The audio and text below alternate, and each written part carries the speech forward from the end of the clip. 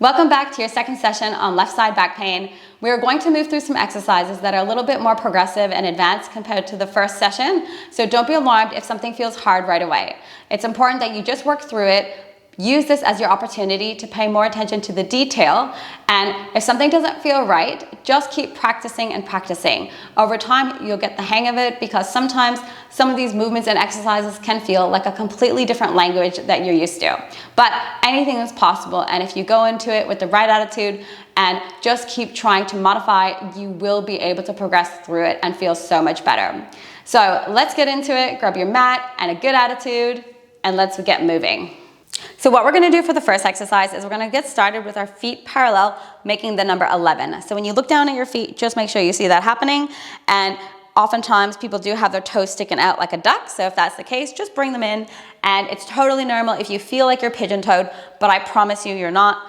Just keep them nice and straight, and you feel even pressure between your right and left foot at this stage. Then from here, we're going to bring our right foot slightly back. So your right toes are in alignment with your left arch. Then we're going to go into a bit of a hinge. Going into a little bit of a hinge, you want to make sure that you're feeling a stretch on that left side of your glute or your hamstring, and maybe length through your back here. This might be hard to do at first, and sometimes people are stuck in this position or they're stuck in that position. So it's really important that you think about putting your weight back onto your heels, feeling that stretch, and keeping your heart space lifted. Then when we're in this position and we're stable here, we want to think about adding a little bit of rotation in our hips. So we're not just going to go up and down like that. We're going to rotate. So hold your hip bone right in the front here, and then just notice what happens if you add a little bit of rotation into that movement. So I'm going to show you from this position. So like that, like that, like that, like that. And if you hold right there in the front, you're going to feel that motion. And just by doing this, you're going to be creating length in the back of your glutes and hamstring. And this is going to help free up your lower back because your lower back is going to be able to work a lot more effectively too. And you're going to inhale at the bottom and then exhale coming back up. And then we're going to switch sides. So now the left foot is going to be in alignment with the right arch. And you're going to think about sending that right hip bone back. Feeling the stretch, you might even feel the glutes activate through here.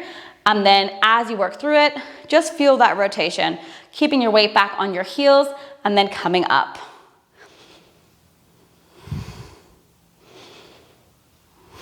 And after you get the hang of just feeling that movement in your hip, you can add in your arms. So sometimes adding in this dynamic swing with your arm movement just helps the exercise feel more natural. For the next exercise, you can either do a glute bridge or hip thrust variation. I'll show you both. So getting set up for the hip thrust variation, we're going to start with both feet parallel just to get into the position. And you want to make sure that you feel your weight comfortable on the mid back here. Just as you can see, I'm rocking it back and forth, just right around that area, right where your bra line would be, more or less under the shoulders is where you want to position yourself. Then from here, as you lift one leg up, you're going to notice your body's going to feel a little bit unstable, which is completely normal. And then while in this position, we want to focus on extending with our hips to come up. And as we do so, you want to feel your thigh, or notice that your thigh is actually going to go outwards like that. And then as you go down, you're going to notice your knee goes inwards slightly. And then if you place your hand on your hip bone right here, you're going to feel that movement while that happens. And then you'll also notice the weight distribution on this phase of the exercise. You're going to feel more lateral border of your foot. On this portion of the exercise, you're going to feel the whole foot, but maybe just a little bit more on the ball of the foot. But at the whole time, you should feel your heel pressing into the floor. So I know that's a lot of information, but take it on one step at a time. If you're not feeling anything engaged, paying attention to those details is helpful. But if you are feeling everything engaged, you might not need to overthink about it. That's the way that's the way I like to describe it. So just moving through the motions, noticing how that hip moves through, in and out. And I'm going to show you to you from this angle because sometimes that's just a bit easier to see. So when you're here, having one leg up, and then up and down with that left hip guiding the way. And just notice how that knee is moving in alignment with the hip. So that's a really good indicator if you just want to use that for reference. it looks like everything is coming from my knee moving, but it's actually coming from the hip and also the pressures in my feet. At this point, I'm feeling the center of my foot a little bit more contacting into the floor, and then as I come up, I'm feeling more the lateral border outside part of my foot kicking in. And then I really feel the left side glute medius kicking in and then dropping down. And then switching sides. So same, going out like that with the knee, and then the knee slightly goes in. And then my foot pressures are changing as I'm moving through the motions. So nothing is really working in isolation. And the moment we start to see how everything is actually working together like a team, we can actually start to make a lot faster progress.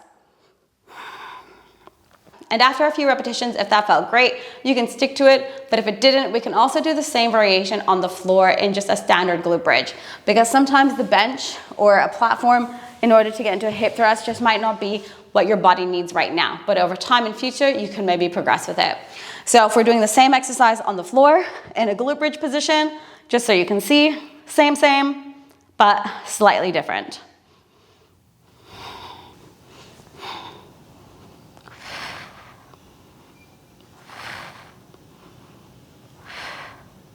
And now moving to the mat, I'm gonna get you to go into quadruped stance. So this is with your hands underneath your shoulders, knees underneath your hips. For some people, it might actually help to just bring your arms a little bit more forward or just adjust the weight on your knees. So I always like to say, if you can feel the weight below the kneecap rather than on the kneecap, you're doing great. That's a really safe place to be, especially if you do have back pain, because sometimes people with back pain have a tendency to have their weight like that. So just double check your form, whether you want to film yourself, use a mirror. These tiny little attention to details go a long way. Then when we're in this position, I'm going to get you to bring both knees nice and close together, this will make the exercise a little bit harder, so just be warned. And then from here, I'm going to get you to try kicking back one leg, hold here, and notice how your body might slightly shift either to the right or to the left. You want to feel your weight even or balanced on the leg that we're stabilizing on, so my left knee here. So in this case, I'm probably going to have to, if you've got your right leg out like this, you're gonna have to just kind of bring it slightly a little bit more towards the center of your left leg or left knee, and feel your right leg or heel pressing to the room behind you or the wall behind you, and then just hanging out and stabilizing here. You should feel the left glute stabilizing you while you're in this position. You'll feel your core muscles engaging, and your head and neck should just maintain neutral alignment. And this is a part where most people get wrong. When you're inside a kickback or bird dog or any all fours position, especially when we have an imbalance on the left or the right side, is that when we kick one leg back, oftentimes we just might shift a little bit like that and we're not aware of it. This can create a lot of stress on the back and actually impact our core from functioning well. So what I mean by getting your leg distribution even in center is that. So notice how I can go the outside border of my knee and then just more the center area of my knee. And that also impacts this movement on the right thigh here. So I want that right thigh to be nice and even, that heel pressing into the wall behind me, and I want to feel even on this left leg. That really helps me gain stability and strength with this glute here. And then as I switch and do the opposite side, this one actually might be tricky because your left side might be used to gripping and working so long that you might be doing this more so even on the right than you realize. So you might have to think, okay, how do I just shift my body slightly a little bit more to feel more even weight distribution on the right knee, and then you might really feel that right butt engage. And this all becomes really hard because you have to try to coordinate this control here while keeping this leg up here, and oftentimes that's going to drop, and if that does, that's okay. You might just need to take a break and just say, okay, can I just feel balanced here? Because even just hanging out in this variation is hard. Like, a lot of people will just benefit from just doing a slide back and forth like this. So it really gives you perspective on how advanced doing this is. But yet a lot of people will do this exercise or variations of this exercise, you name it, without realizing the ability to do it with control is so difficult, even for very fit people. So hopefully after doing these exercises, you're feeling the changes and difference in your core and glutes. That is a great part of it, because sometimes when we have back pain, these are areas that sometimes get a bit tight or lonely, as I like to say. So reminding our body that it can move in different positions not only takes our body out of pain, but it also just helps us be strong for overall life, and we need it because the stronger our body is, for a general point, the stronger our overall body and quality of life will be.